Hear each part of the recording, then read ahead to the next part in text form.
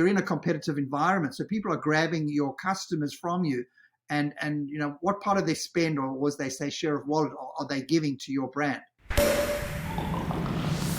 I'm an independent loyalty specialist, and I help brands make more money or more profitable revenue from the existing customers that they have.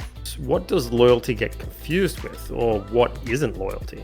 It isn't when it's just a one-off. So back to the behavior, the belief, and the belonging. Essentially, loyalty is over the long term. So everyone needs to have this long-term perspective. It's not a quick in and out. So if people are switching and in and out, then they're not by definition loyal. So long-term is a key criteria to defining loyalty. So you're building the behavior, the belief over the long term. And the other element is, you're in a competitive environment. So people are grabbing your customers from you, and what part of their spend, or as they say, share of wallet, are they giving to your brand? So to answer your question, what is not loyalty is that one-off, in and out, don't come back again. Often people think they have loyalty when they do these spike promotions, and they bring them in and then they leave. This is probably where some of this conjecture comes from, this Ehrenberg Bass findings. And Paul Byron is misquoted all the time. People go, oh, there's no such thing as loyalty. Byron says loyalty doesn't exist. And he's like, no, I didn't say that.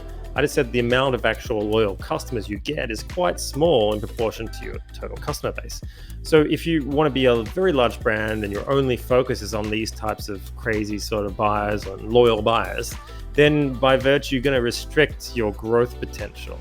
So his argument via the light and heavy buyer effect is that there's way more people who will buy from you very infrequently than there are frequent buyers and people who chop and change between brands. And that's true to a certain extent. I mean, I think you'll often find, and the argument often is put to me is that, you've got Woolies and you've got Coles, and they've both got loyalty programs. But what proportion of their member base or their customer base is genuinely only uniquely shopping at them all day, all week, every week, all throughout? What tiny percentage? But that's how you define loyalty. If it's an absolute purist and it's a small group that never go anywhere else, but there are others that maybe shop around a little bit, but maybe put a bit more in there. So I hear what you say with the way you define the small portion of customers that shop at you always or love you forever.